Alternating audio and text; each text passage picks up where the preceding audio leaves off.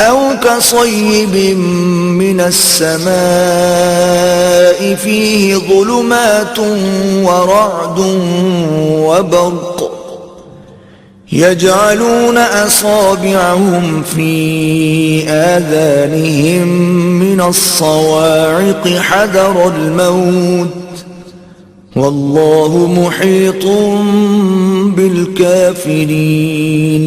یا ان کی مثال مہ کسی ہے کہ آسمان سے برس رہا ہو اور اس میں اندھیرے پر اندھیرا چھا رہا ہو اور بادل گرج رہا ہو اور بجلی کوند رہی ہو تو یہ کڑک سے ڈر کر موت کے خوف سے کانوں میں انگلیاں دے لیں اور اللہ کافروں کو ہر طرف سے گھیرے ہوئے ہے.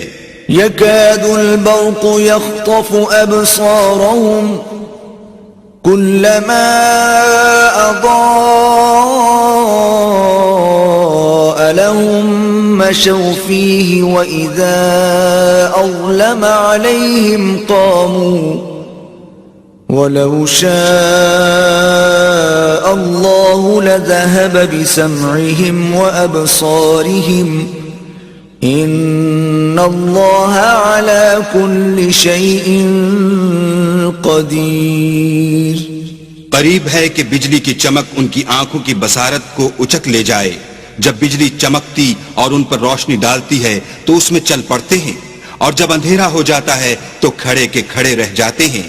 اور اگر اللہ چاہتا تو ان کے کانوں کی سنوائی اور آنکھوں کی بینائی دونوں کو زائل کر دیتا.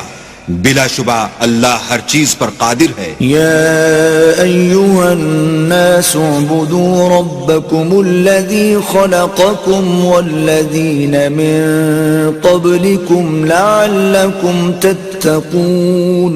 لوگو اپنے پروردگار کی عبادت کرو جس نے تم کو اور تم سے پہلے لوگوں کو پیدا کیا تاکہ تم اس کے عذاب سے بچو. الذي جعل لكم الأرض فراشا والسماء بناء وأنزل من السماء ماء فأخرج به من الثمرات رزقا لكم فلا تجعلوا لله أندادا وأنتم تعلمون.